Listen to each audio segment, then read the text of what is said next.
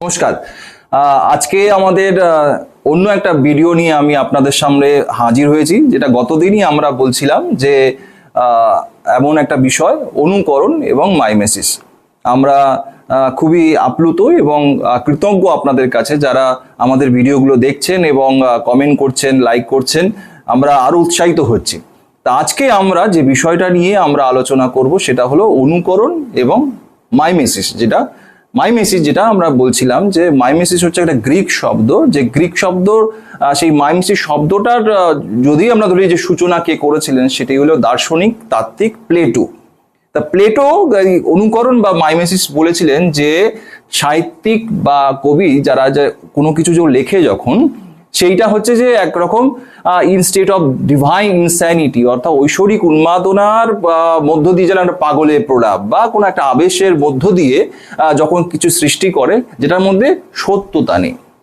ওই কল্পনার আবেশে যেরকম ভাবে ঘুরে পড়ে যায় যে একটা উদাহরণ দিয়েছিলাম যে দৈব মন্দিরে বা দৈব প্রভাবের মধ্যে দিয়ে যে একদম ঘুরে পড়ে যা একটা আচরণ করে, সেরকমই একটা পাগলের প্রলাপ, যে ওই হুট করে একটা আবেশ পড়লো, তো ঈশ্বরের একটা আবেশ পড়লো বা আবেগায়িত হলো এবং তারপর একটা সৃষ্টি করলো, সেটাকেই উনি বলেছিলেন, ফলে অতটা গুরুত্ব দেননি। কিন্তু পরবর্তীকালে তারই শিষ্য অ্যারিস্টটল এই মাইমেসিস শব্দটিকে একটা অন্যরকম ব্যাখ্যা দিয়েছিলেন, এবং যে ব্যাখ্যাটা আমাদের যারা অভিনেতা বা যারা শিল্প চর্চা করে তাদের ক্ষেত্রে একটা পথ প্রদর্শক হিসাবে কাজ করে। তিনি বলেছিলেন আর্ট ইজ ইমিটেশন মাইমেসিস।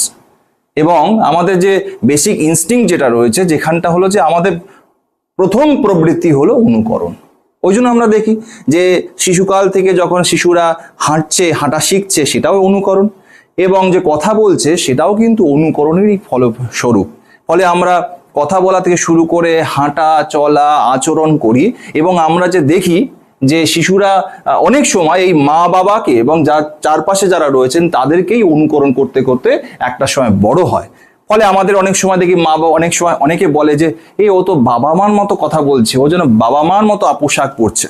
ফলে এই যে অনুকরণ প্রবৃত্তি, এটা কিন্তু আমাদের একদম প্রথম এবং বেসিক ইনস্টিংক্টের মধ্যে পড়ে। ফলে এই অনুকরণ থেকে কিন্তু আমাদের শিল্পেরও জন্ম। ওই জন্য বলেছিলেন যে imitation is the idealistic representation of universal element in human nature and sight. ফলে এই যে প্রকৃতির চারপাশে আমাদের চারপাশে যা কিছু ঘটছে এবং মানুষের যে আচরণ, সেইগুলোকেই যখন আমরা অনুকরণ করতে করতে মঞ্চে নিয়ে আসি বা পর্দায় নিয়ে আসি বা সাহিত্যে নিয়ে আসি, তখন কিন্তু একটা সৃষ্টি হয়ে যায়। এবার উনি যেটা করেছিলেন যে অ্যারিস্টটল এই প্লেটোর যে মতবাদ, সেই মতবাদটাকে খণ্ডিত করে তিনি তখন বলেছেন যে সত্য তো নয়, প্লেটো বলেছিলেন সত্য তো নয়, সে সত্যকে প্রতিষ্ঠাই করে না শিল্পীরা। কিন্তু অ্যারিস্টটল বলেছিলেন যে হ্যাঁ ওটা সত্যই।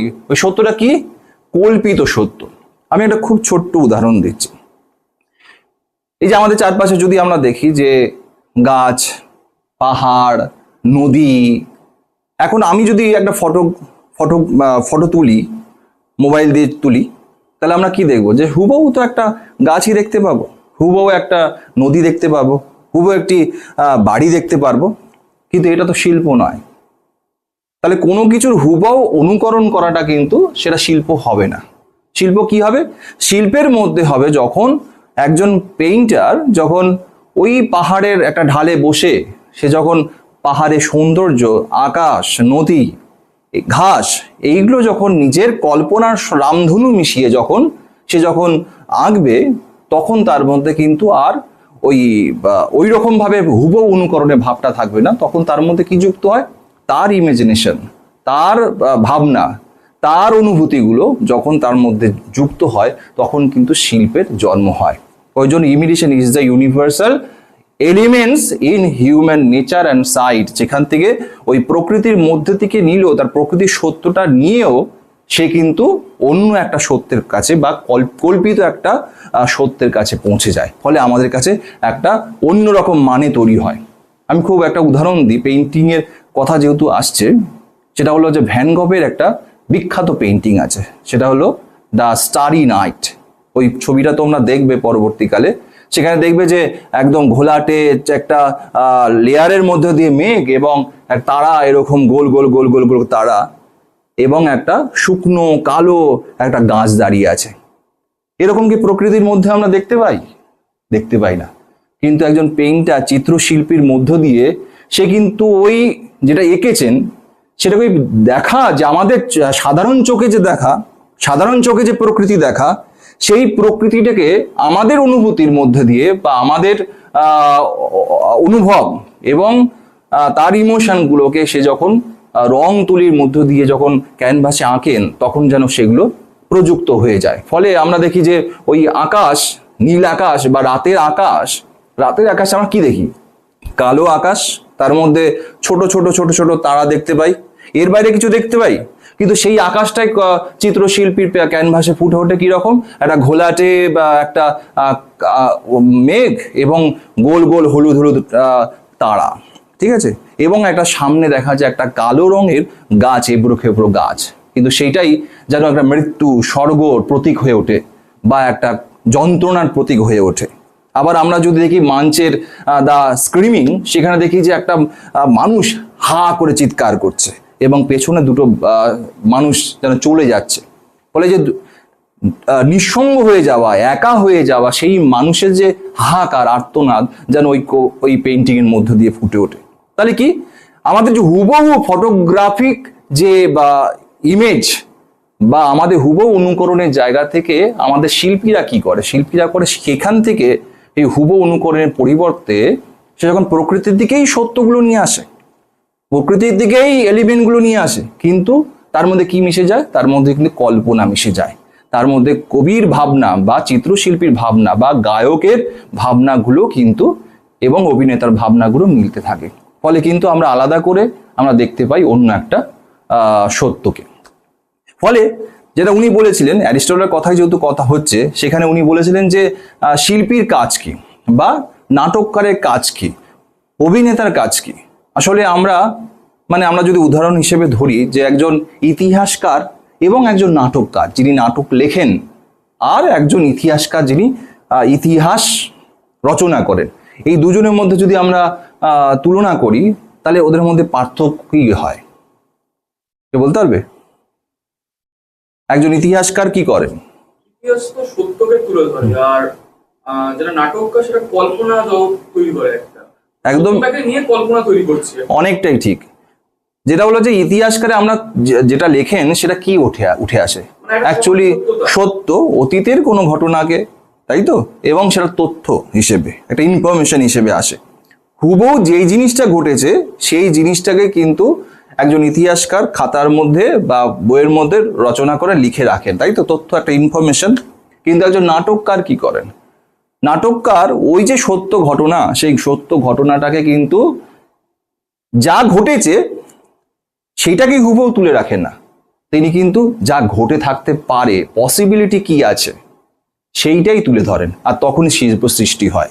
ওই জন্য বলেছিল যে ইতিহাসকারা what has happened and what may happen.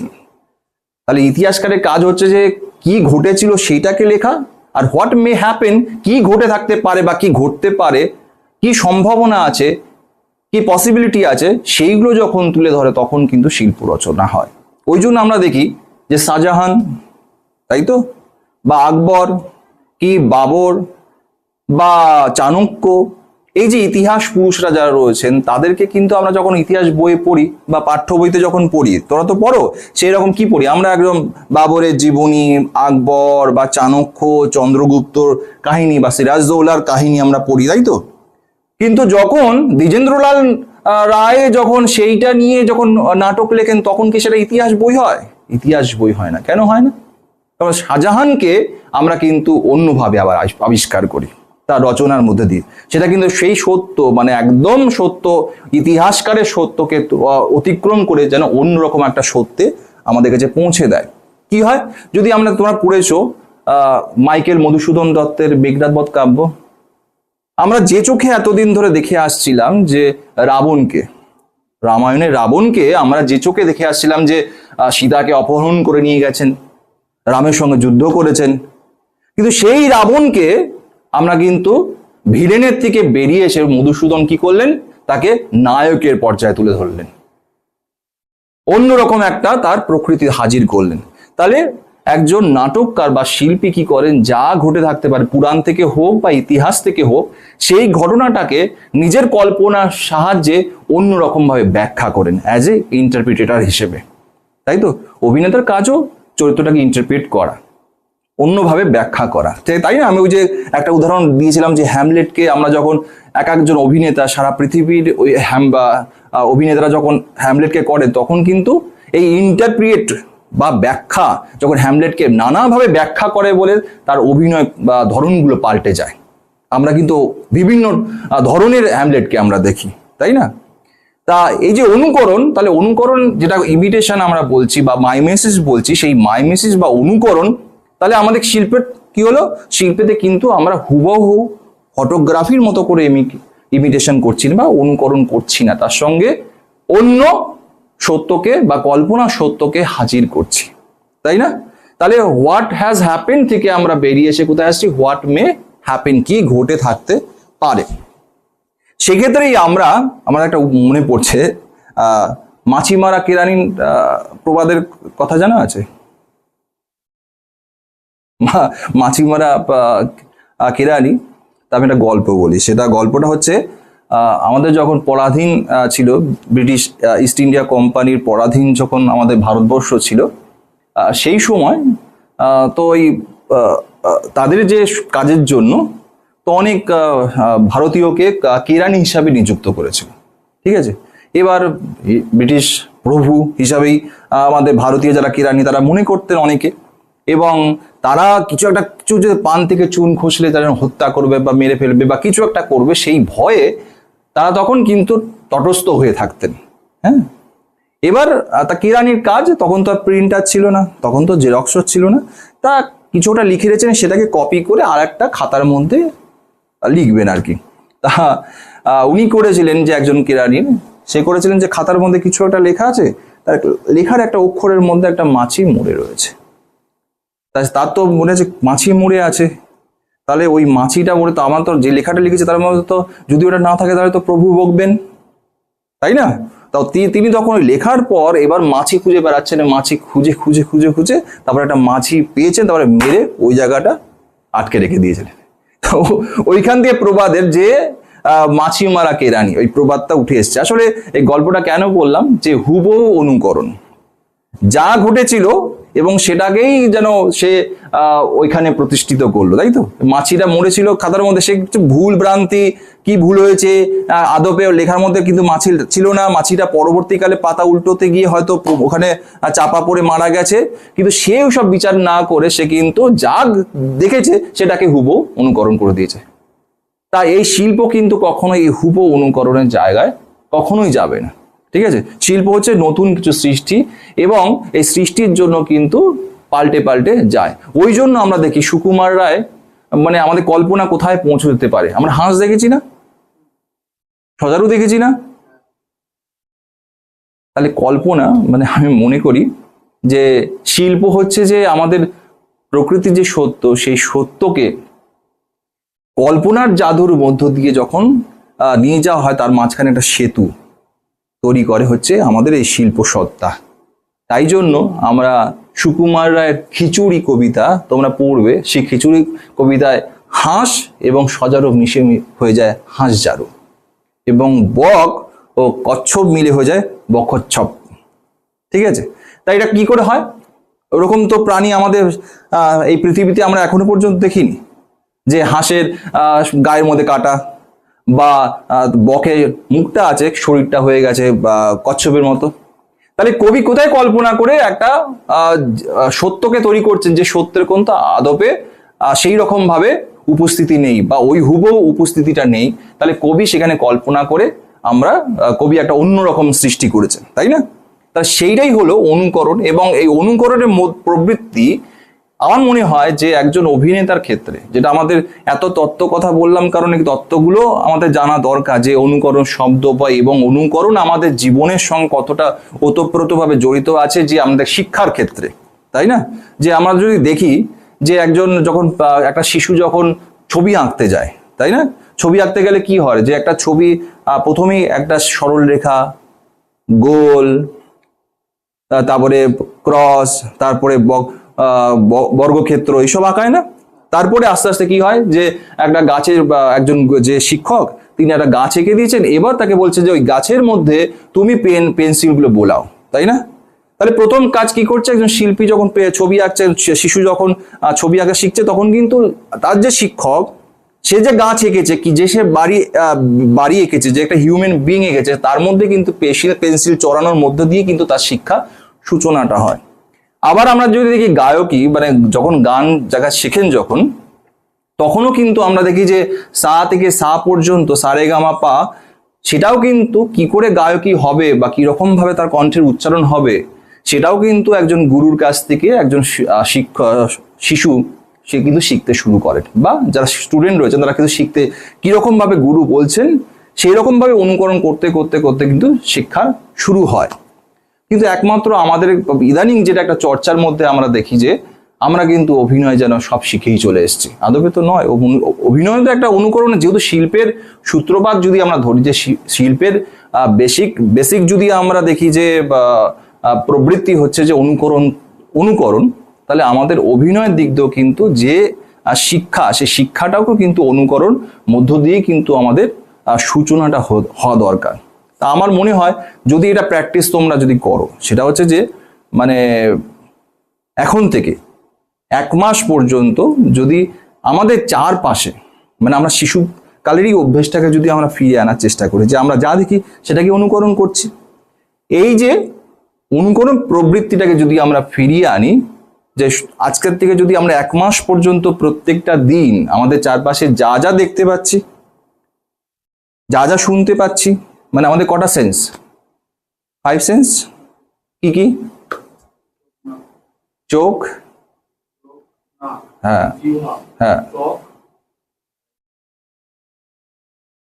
কান, ত্বক, তাই না? এই যে 5টা ইন্দ্রিয়, এই 5টা ইন্দ্রিয়র মধ্যে দিয়ে তো আমাদের অভিজ্ঞতা হয়। এই 5টা ইন্দ্রিয়কে আমরা একটু সজাগ করার চেষ্টা করি, ঠিক আছে? একটা তোমাদের অনুশীলনের একটা পদ বলে ডাকছি, সেটা হলো যে এই 5টা ইন্দ্রিয় দিয়ে প্রত্যেকটা দিন তোমরা একটা, আমাদের চারপাশে যা ঘটছে, পাখির আওয়াজ, সকালবেলা পাখির আওয়াজ থেকে শুরু করে রাস্তার হর্ন, সমস্ত কিছুকে তোমরা নিজেদের কণ্ঠে বা মধ্যে দিয়ে চেষ্টা করো। এবং আরেকটা কাজ করো, আমার মনে হয় যে এটাতে তোমাদের অনেক কাজ হবে, সেটা হচ্ছে যে যে মানুষগুলোকে দেখে তোমার একটুখানি মনে হচ্ছে আকর্ষণীয় লাগছে বা একটু অন্যরকম লাগছে, সেই মানুষগুলোকে তোমরা অনুকরণ চেষ্টা করো। কিরকম ভাবে হাসছে, কিরকম ভাবে তাকাচ্ছে, কিভাবে হাত পা নাড়ছে, কিভাবে চলে যাচ্ছে, সেই আচরণ ভঙ্গিগুলো এবং তার কথা বলা স্টাইল, সেটাকে প্রথম অনুকরণ করো। আমি কথা দিচ্ছি এবং গ্যারান্টিও নিচ্ছি, সেটা হচ্ছে যে যদি 1 মাস ধরে এইটা অনুসন্ধান করো এবং চর্চার চলতে থাকে তোমাদের মধ্যে, 1 মাসের মধ্যে একটা রেজাল্ট তোমরা পাবে, একটা পরিবর্তন নিজেদের মধ্যে অনুভব করতে পারবে, যে নতুন কিছু একটা শিখতে পারলে। কারণ প্রত্যেকটা শেখার মধ্যে এস্থেটিক প্লেজার আছে, মানে কোনো জিনিস যদি এটা তোমরা যদি খেয়াল করে দেখো, যে কোনো একটা জিনিস জানতে না তুমি, সেই যদি অজানা জিনিসটাকে তুমি হট করে জেনে, যে একটা আনন্দ হয় না আমাদের মধ্যে, এইটার মধ্যে যদি তুমি আনন্দ খুঁজে পাও, তাহলে দেখবে যে প্রত্যেকটা দিন যা যা আমরা ঘটছে আমাদের চারপাশে, তার মধ্যে কিছু কিছু জিনিসগুলো যেগুলো আমাদের খুব আকর্ষণীয় লাগছে, সেইগুলোকে যদি অনুকরণ করি, তাহলে কিন্তু 1 মাসের মধ্যে আমরা যদি প্রত্যেকটা দিন একটা মানুষকেও যদি ফলো করে স্টাডি করে যদি সেই মানুষটার আচরণ বা কথা বলার ভঙ্গি সেটাকে যদি অনুকরণ চেষ্টা করি, তাহলে কিন্তু আমাদের কজন মানুষের আমরা অনুকরণ করতে শিখলাম? 30। এই করে করে যদি 3 মাস যদি আমরা এরকম প্রত্যেকটা মানুষকে বা একটা একটা করে প্রত্যেকটা মানুষকে যদি আমরা স্টাডি করতে পারি, তার অনুকরণ করার চেষ্টা করতে পারি, তাহলে 30টা দিন করে 3 মাস যদি আমরা করি, কটা মাস হলো? 3 মাসে কটা দিন হলো? তাহলে আমাদের যদি মেমোরিতে সিপিইউ মনে করি, যে আমাদের অভিজ্ঞতার ভান্ডার যদি আমরা রাখতে পারি, তাহলে সিপিইউতে কি থাকে, যে প্রত্যেক সিপিইউতে যদি যে তথ্যগুলো থাকবে, যে ডাটাগুলো থাকবে, সেগুলো না থাকলে সেগুলো তো আমরা কখনো কম্পিউটার অপারেট করতে পারবো না। তাহলে আমাদের মেমোরি সিপিইউতে যদি এরকম 90 দিন পর কটা মানুষের এরকম অভিজ্ঞতা আমাদের থাকবে, কটা মানুষের চরিত্রকে আমাদের তোলা থাকবে? 90টা। আমি কথা দিয়ে বলছি এবং গ্যারান্টি নিয়ে বলছি, এই 90টা মানুষের যদি ঠিকমতো তুমি স্টাডি করতে পারো, ঠিকমতো অনুকরণ করতে পারো, জনপ্রিয় আজকের সময় যে অভিনেতা আছে তাদের থেকে অনেকটা তোমরা এগিয়ে যাবে, এটা আমি গ্যারান্টি দিয়ে বলতে পারি। কারণ তোমাদের কাছে কিন্তু 90টা মানুষের, 90টা ক্যারেক্টারের, কেন বলি আমরা যে যখন নাটক লিখি, নাটকের প্রতিটা চরিত্র কোথা থেকে আসে? কোথা থেকে আসে? বাস্তব জীবন থেকে, প্রকৃতি থেকে আসে, আমাদের চারপাশ থেকে আসে। তাহলে আমরা যে নাটক লিখছেন সে তো এই চারপাশ থেকে, পরিবেশ থেকে তো নিচ্ছেন। যে অভিনয় করছেন তাকেও তো নিতে হয়। ওই জন্য আমরা দেখি যে ভালো ভালো অভিনেতা যারা আছেন তারা কিন্তু কোনো একটা চরিত্র করার আগে ধরো এমন একটা চরিত্র যে আমাদের চারপাশে আমাদের আমাদের আমরা যে পরিবেশের মধ্যে বাস করি সেই রকম নয়, লার্জার দ্যান লাইফ বা আমার চরিত্রের থেকে একটু বিপরীত ধরনের বা অন্য রকমের, সে কিন্তু সেই অঞ্চলে সে বা সেই জায়গায় গিয়ে তাদের সঙ্গে থাকে এবং তাদের আদব কায়দা, আচরণ, কথা বলার ধরন, ব্যবহার, এইগুলো শেখার চেষ্টা করে, স্টাডি করার চেষ্টা করে। তারপরে দেখি সেই অভিনেতা যখন আবার ক্যামেরার সামনে এসে সেগুলোকে পারফর্ম করার চেষ্টা করে, তাই না? ফলে অনেকটা বাস্তবসম্মত হয়ে ওঠে। তাহলে তারা তো স্টাডি করে, কি করে? চরিত্রই তো করে। তাহলে তারা যখন করে তাহলে আমরা সেটা একটা সূত্রই তো, অনুকরণই তো হচ্ছে না। এবং সেইটা যদি আমরা 90টা দিন ধরে যদি এরকম 90টা চরিত্রকে বা চরিত্র বা মানুষকে যদি আমরা স্টাডি করি বা অনুকরণ চেষ্টা করি, তাহলে আমাদের কিন্তু এই মেমোরিতে কটা 90টা চরিত্র আমাদের কিন্তু তৈরি থাকলো। তাদের ভাবভঙ্গি তো ইমোশনটাকে কি করে অনুকরণ? এইবার অনুকরণ শুধুমাত্র তো আমরা কি করলাম, অনুকরণ বা মিমিক্রি বা ওই রকম তো নয়। ধর অনুকরণ করলে এবার আমরা পারফর্ম করলাম যে আমি একটা তুই একটা শিখে এসেছিস, তাই তো? কোনো একটা মানুষকে আজকে দেখে এসেছিস, এবার দেখে মানুষটা কিরকম ভাবে তাকাচ্ছে, কিরকম ভাবে কথা বলছে, কিরকম ভাবে হাঁটছে, এবার হেঁটে সেটাকে শুধুমাত্র কি দেখলাম তা তো নয়, নিজে নিজে করা, অনুশীলন করা, নিজে প্র্যাকটিস করা নিজের ঘরের মধ্যে, বা কাউকে দেখানো না। এটার মাধ্যমে মানে এটা কিন্তু কখনোই নয় যে ওই মানুষটাকে ছোট করা বা তাকে নিচু দেখানো, সেটা কিন্তু যেন কখনো না হয়। অনুকরণ মানে অন্যকে নিচু করে দেখানো বা ছোট করে দেখানো, সেটা কিন্তু লক্ষ্য হবে না আমাদের। কারণ আমরা শেখার মধ্যে রয়েছি। আমরা করব কি, ওই মানুষটাকে অনুকরণ করব আমার শিক্ষার জন্য, যে ওই মানুষটা কিরকম ভাবে তাকায়, কিরকম ভাবে চলে, প্রাথমিক ধাপ। তার মানে কি অভিনয় মানে ওই অনুকরণ করলে কি অভিনয় শেখা হয়ে যাবে? তা তো নয়। অভিনয় তো আরো বড় ব্যাপার। প্রথম প্রাথমিক ধাপ হিসাবে আমি বলছি যে ওইরকম প্রত্যেকটা চরিত্রকে যদি আমরা স্টাডি করতে পারি, প্রত্যেকটা চরিত্রের মধ্যে কথা বলা, এটা প্রাথমিক ধাপ। তাহলে কি আমাদের কাছে সিপিইউতে তো ভরে থাকছে অনেকগুলো চরিত্র, অনেক রকম। এবং তার সঙ্গে আমি যেটা প্রথম দিনও আমি বলেছিলাম যে ওর সঙ্গে কি আমাদের স্থায়ী ভাব, আমাদের ইমোশন গুলো তো কাজে লাগতে হবে, তাই না? এক একটা মানুষের এক এক রকম পরিস্থিতিতে তো আলাদা আলাদা তার ভাবভঙ্গি হয়ে যায়।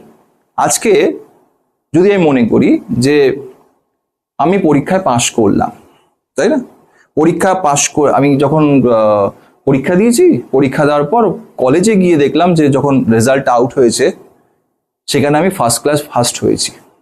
রেজাল্টে যে দেওয়ালের মধ্যে যখন টাঙানো আছে রেজাল্ট, সেখানে আমি দেখলাম ফার্স্ট ক্লাস ফার্স্ট, আমি প্রথম হয়েছি। সেই দেখার আনন্দ আর আমার সন্তান হয়েছে, হসপিটালে রয়েছি, ডাক্তার এসে খবর দিল যে আপনার একজন বেবি হয়েছে, সেই আনন্দ একই হবে? হবে? তাহলে পরিবেশ, পরিস্থিতি, সময় অনুযায়ী পাল্টে যাচ্ছে না? একই কিন্তু মানুষ, একটাই মানুষ। একটা মানুষ পরীক্ষার রেজাল্ট দেখার সময় যে আনন্দ হবে, তার বাচ্চা সন্তান জন্ম হওয়ার খবর শুনে যে আনন্দ হবে, সেটা তো কখনো এক হবে না। এবং আরেকটা মজার ব্যাপার, তাহলে একটা মানুষের যখন আনন্দ পরিস্থিতি অনুযায়ী পাল্টে যায়, তাহলে প্রত্যেকটা মানুষেরও পরিস্থিতি অনুযায়ী পাল্টে যাওয়ার কথা। তাহলে আমি ব্যক্তি মানুষের যে আনন্দ যেরকম হবে, আরেকটা মানুষ তোর সেটা তো হবে না কখনো। সেটা হবে কখনো? তোর আমার রেজাল্ট দেখে যেরকম আনন্দ হওয়ার কথা, তোর তো সেরকম আনন্দ হবে না, তাই না?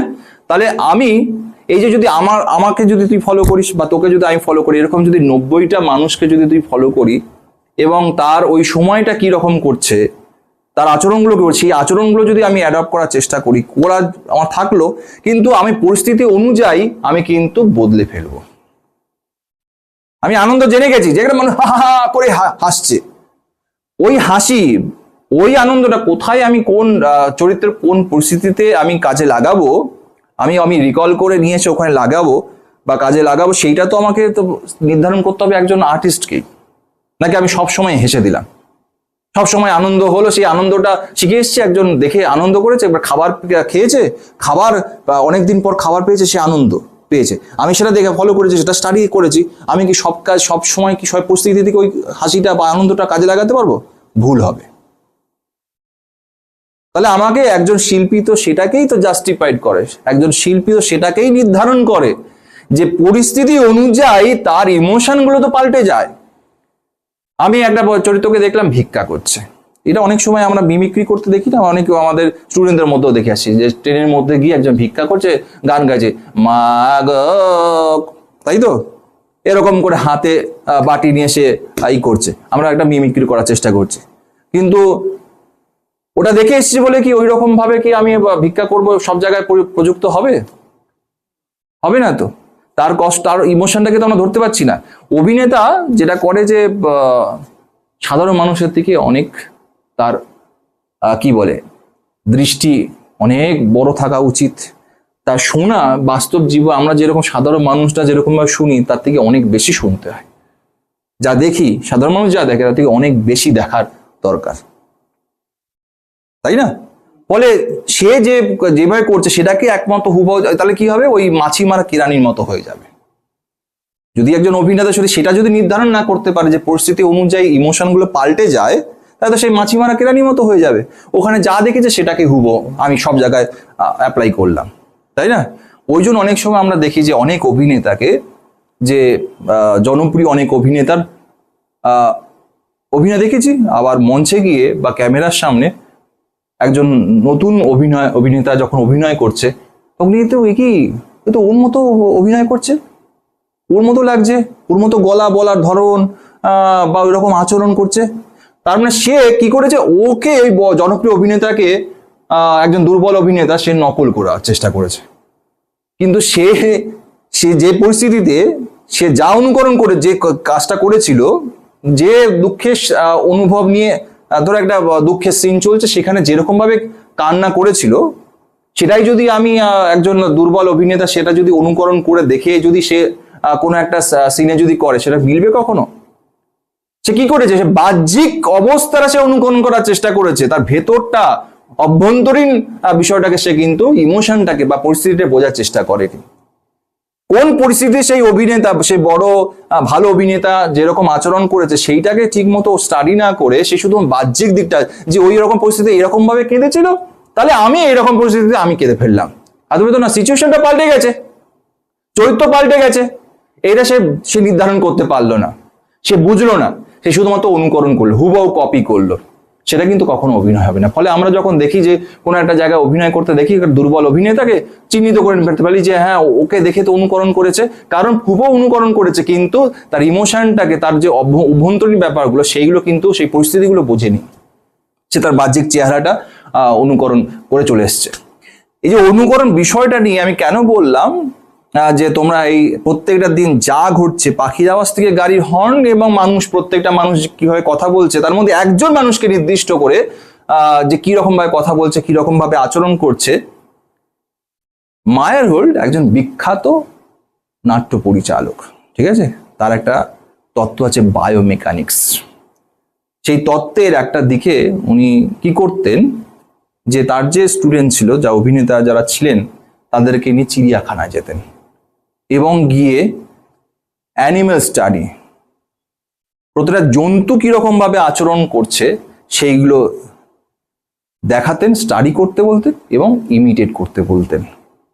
সে বায়োমেকানিক্সের একটা তত্ত্বের মধ্যেই, একটা অনুশীলনের পদ্ধতির মধ্যেই কিন্তু অ্যানিমেল মিমিক্রি বা অ্যানিমেল ইমিটেশনকে উনি গুরুত্ব দিয়েছিলেন। কারণ অভিনেতার যে আচরণ, সেই আচরণের মধ্যে যদি আমাদের যে অ্যানিমেল যে বাহ্যিক যে আচরণগুলো রয়েছে সেইগুলো যদি চর্চা করতে করতে যাই, তাহলে নিজেদেরকে আরো একজন শিল্পী নিজেকে ডেভেলপ করতে পারবে, তাই না? তাহলে যখনই আমরা আচরণগুলোকে ডেভেলপ করতে পারবো, তখনই কিন্তু আমরা আমাদের অভিনয়ের মূলে কাজের মধ্যে কাজে লাগাতে পারবো, ঠিক আছে? তাই এই অনুকরণ বিষয়ে যদি আরো প্রশ্ন যদি তোমাদের থাকে তাহলে আমাকে প্রশ্ন করতে পারো। আমি জানি না একটা গুরুগম্ভীর বিষয় নিয়ে আমরা আলোচনা করলাম, শুধুমাত্র যে মাইমেসিস নিয়ে আলোচনা করলাম, শুধুমাত্র গ্রিক ধারণা সেটা কিন্তু নয়, আমাদের প্রাচ্যেরও ধারণা মধ্যেও কিন্তু অনুকরণ আছে। কি বলতো, ভরতের নাট্যশাস্ত্র, ভরতের নাট্যশাস্ত্রেই রয়েছে বৃত্তানুকরণ নাট্যমে তন্ময়া কৃতম। সেখানেও কিন্তু লোকবৃত্তের, লোকের আচরণের, লোকের অবস্থার অনুকরণের কথা বলা হয়েছে। কত বছর আগে, কয়েক হাজার বছর আগে সেখানেও কিন্তু অনুকরণের কথা বলা হয়েছে। সেখানে কি অনুকরণ কথা বলা হয়েছে? ভাবের, মানুষের অবস্থার অনুকরণের কথা বলা হয়েছে। সেখানেও কিন্তু সে গুরুত্ব দেওয়া হচ্ছে কি? অনুকরণ। তাহলে বুঝতে পারছো তো যে আমাদের তত্ত্ব যেগুলো আমি বলেছিলাম, তত্ত্ব তো এমনি তৈরি হয় না। আমাদের চারপাশে যখন অনুসরণ করি, আমরা যখন অনুসরণ করতে গিয়ে আমাদের চারপাশে যা ঘটেছে সেইগুলোকে কিন্তু আমরা মানে শব্দের অক্ষরে লিপিবদ্ধ করি। যা দেখছি সেটাকে লিপিবদ্ধ করি, যেটা চর্চা চলছে সেটাকে লিপিবদ্ধ করার চেষ্টা করি, করে কিন্তু একটা তত্ত্বটা তৈরি হয়।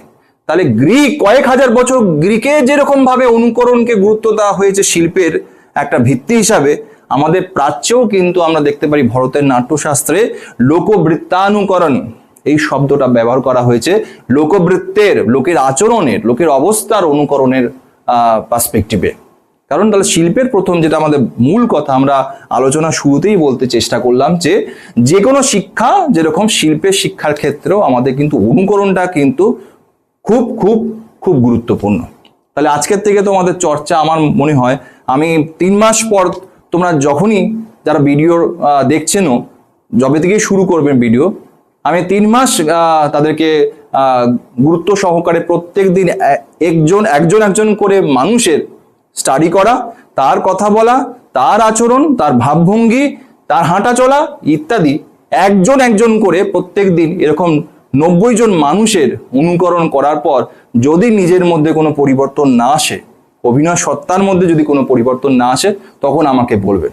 আর যদি হয়, নিজে যদি মনে করেন যে হ্যাঁ 90টা দিন ধরে আমি অনুসরণ করার পর কোনো পরিবর্তন হয়েছে আপনার মধ্যে ভাবধারায়, তবে অবশ্যই আমার সঙ্গে দেখা করবেন যদি মনে করেন।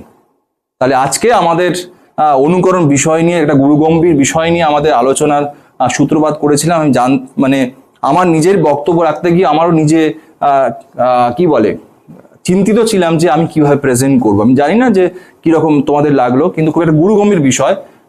বিভিন্ন বিশ্ববিদ্যালয়ে এটা পাঠ্য, অনুকরণ কিভাবে বা করা যায় এবং অনুকরণের গুরুত্ব কি আছে, অনুকরণ বাদ সেই নিয়ে কিন্তু পাঠ্য হয়। এরকম গুরুগম্ভীর বিষয়টাকে নিজের মতো করে কি করে তোমাদের কাজে লাগতে পারে এবং কতটা একজন শিল্পী তৈরি হওয়ার পেছনে অনুকরণ তত্ত্ব কাজে লাগে, সেটাই বোঝানোর চেষ্টা করলাম।